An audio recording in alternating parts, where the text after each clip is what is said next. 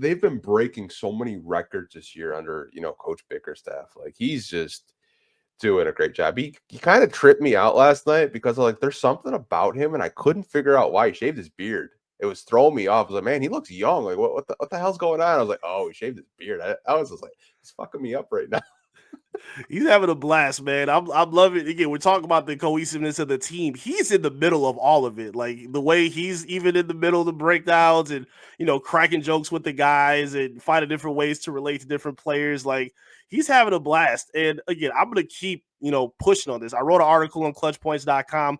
He should be the leading candidate for coach of the year.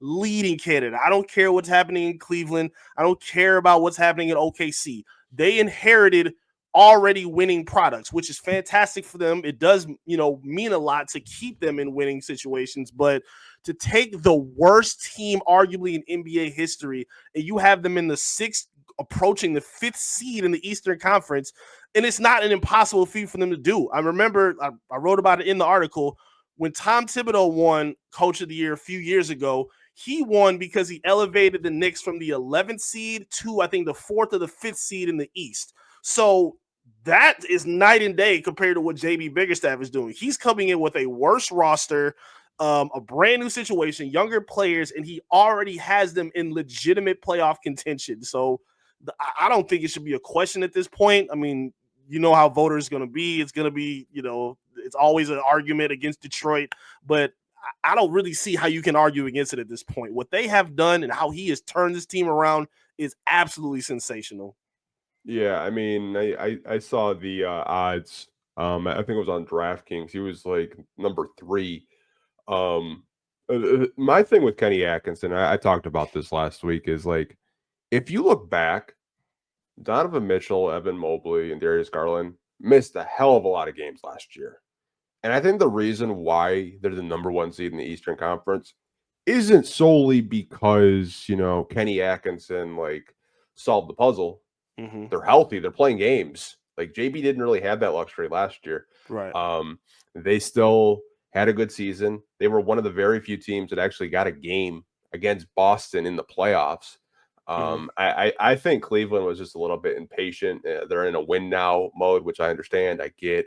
But I think JB should be in that conversation. I think he should be at least in, top 3, top 2 votes, just because you went from 15th place to you're 1 game out of 5th right now with the Bucks. Yeah. And then the Knicks just got their ass kicked recently by the Cavs. So, I mean, they got to start playing, better basketball, because the Pistons could possibly sneak up to that 4 seed, like if they don't, pick their shit up together. And, they keep stringing games. I mean, I know they got to play Boston's and, some other teams that have given them trouble throughout this season. But, I mean, like, the way they're playing right now, man, like, if you're a Piston fan, I'm sure, like, you covering the team, like, it's probably so easy to write an article and draw, like, positive narratives and basically just write the same old crap that you had to write last year. It's amazing. It feels so much better than what we had to do last year. How many different ways can we, change and say that they sucked, or they didn't do this, or they made a mistake, or they blew another 4th quarter lead, they blew another second half lead, they, messed up again with these rotations. Now all of that has been solved for. JB Bickerstaff has figured out a lineup that works. He's figured out, different, blends and rotations and trying different things as well. I mean, Asar Thompson, let's give him the ball more to take Cade off the ball. Let's, give Duren the ball here instead of, trying to be at the top of the key with it. Let's give it to him at the elbow, and then he could rub off a screen here for Tim Hardaway or for Cade or whoever else.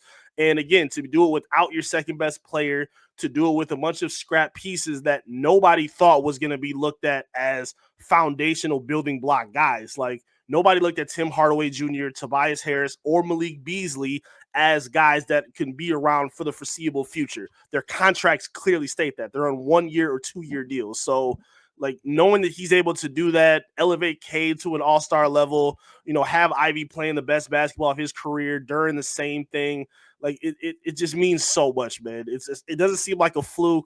And the window is there, like you said, to move up in front of teams like to me, I don't buy New York like that. Milwaukee just lost Portis for 25 games. The window is there. They really could make some moves and some changes to sneak up higher in the East. Like, I would love to see that. I think it's very possible. But the Bobby Portis thing, man, like that's wild. One and two, like I feel for him. Like getting suspended 25 games when like the medications themselves are very similar, and like maybe if you don't like read it fully, you don't know what the hell you're taking. But like, Right. I don't know. The NBA is pretty wild for that, honestly. But it'll be really interesting to see like how they do in terms of the Eastern Conference seeding and the playoffs that we'll probably be talking over these next couple of months.